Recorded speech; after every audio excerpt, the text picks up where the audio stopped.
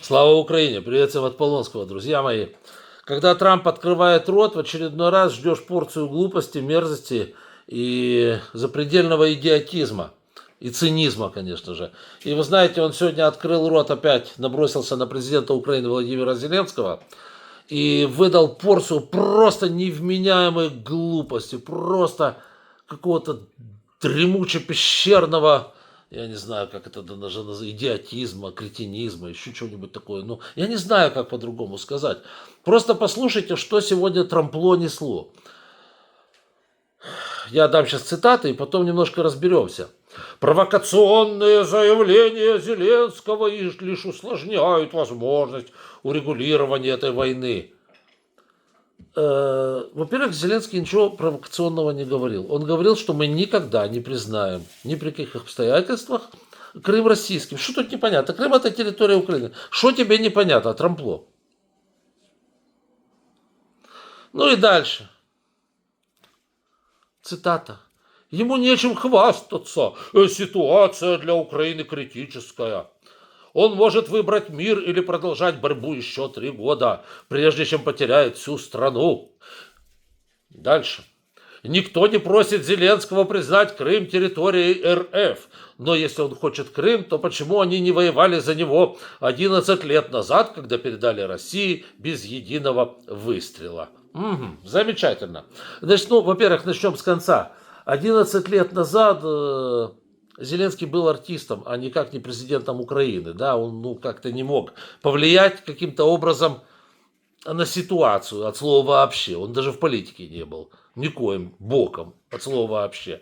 Поэтому к Зеленскому это вообще не относится. Это там с Турчиновым, с Порошенко можешь побеседовать. Вот они все расскажут, как оно было на самом деле. И Яценюк тоже. Да, ему нечем хвастаться, ситуация для Украины критическая. Но я не знаю, насколько критическая ситуация для Украины сейчас. Косвенные приметы говорят как раз о другой ситуации, что ситуация критическая для России. Я сегодня опубликовывал парочку видео, которые наши ребята сняли на фронте. Ну, просто, ребята, это трепендец. Они раньше ходили в атаку, на чем они уже ходили? Там на БМП, БТРах, грузовиках, гольф-карах, мотоциклах. Ребята, они сейчас ходят в атаку на самокатах, я не шучу, да. Вот внизу в описании к данному ролику, вот кому интересно, насколько критическая ситуация Украины, можете увидеть, как вторая армия в мире уверенно чешет в атаку на самокатах. Да, ну, видимо, это обилие сил, здоровья и, как говорится, крепости духа. Так что им придется попросить у друга Донни там, не знаю, там что-нибудь, чтобы передвигаться. А то американцы никуда не могут свои автомобили продать, бо их никто не хочет покупать. Ну, так вот, возможно, он Путину подарит, они будут на них в атаку ходить. Ну, как вариант, я не знаю. Как-то так, да. Так что у кого там критическая ситуация. Во-вторых, смотрите, то, что они не предлагали Украине сдать Крым и признать его частью России. Вы знаете, об этом говорило сразу несколько источников, очень разных. Говорила Axios, говорила, скажите мне, Reuters, еще говорили другие источники, очень серьезные, которые не любят шутить. Они говорят то, что есть, от своих внутренних каких-то там инсайдеров, которые вхожи в Белый дом и так далее. То есть все они взяли и выдумали, получается. Как-то странно это звучит. А если действительно вы этого не предлагали Зеленскому, то что вы тогда обиделись и не приехали на переговоры? Вот у меня такой простой вопрос. Зеленский сказал, что Украина не признает Крым частью России. А что тут такого? Что он тут не так сказал? Он же не сказал, что мы завтра будем штурмовать Перекоп и пойдем на Симферополь, да, бодрым маршем. Он такого не говорил. Хотя, может, и пойдем, мы же не знаем. Вот. Но он такого не говорил. Почему так перевозбудились трампоны? Я не понимаю. Что такого? Он сказал все правильно, по делу.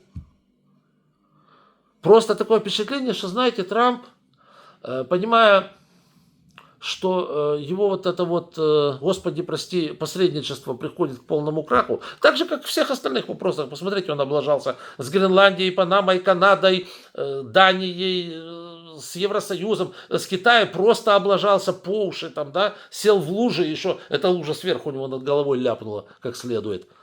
Вот, то есть полностью оскандалился и хотел вот выехать за счет Украины, за счет сдачи Украины России, выдать это, значит, за победу великую свою, и сказать, вот я великий миротворец, дайте мне теть-его налево, значит, Шнобелевскую премию мира.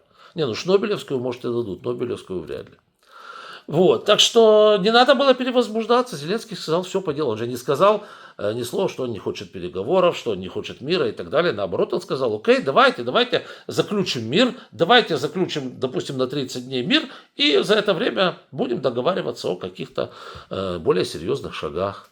Но Трампу нужно было другое. Ему нужен был любой повод, чтобы наехать на президента Украины, чтобы выплеснуть свою ненависть к Украине и обвинить Украину во всем. А Путин у него, как всегда, хороший.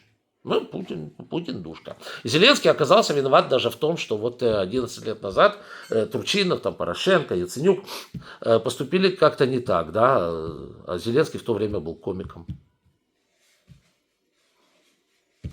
Единственное, что ему можно предъявить, это то, что он как-то не так сыграл на рояле, да? А мог бы сыграть и... Ну ладно. Вот так, друзья мои. То есть мы видим... Да, и после этого то есть Зеленский сказал абсолютно все по делу. Абсолютно четко. Нечего ответить. Значит, эти все скуцеперли обиженные хвизиономии и не поехали в Лондон. Они думают, что они нас так напугали или что, я не пойму. Вообще такое впечатление, знаете, что в последнее время трамписты, они полностью действуют в одной упряжке с рашистами. Я, честно говоря, вот когда-то для меня это казалось фантастикой, что Трамп может передавать оружие России и так далее, и так далее. Вот, но исходя из последних заявлений, из того, что мы видим на самом деле, и того, что происходит, я уже, честно скажу, я уже и не удивлюсь этому даже. Вот так вот. То есть, что вам сказать, друзья мои. Опять у него, опять же, да.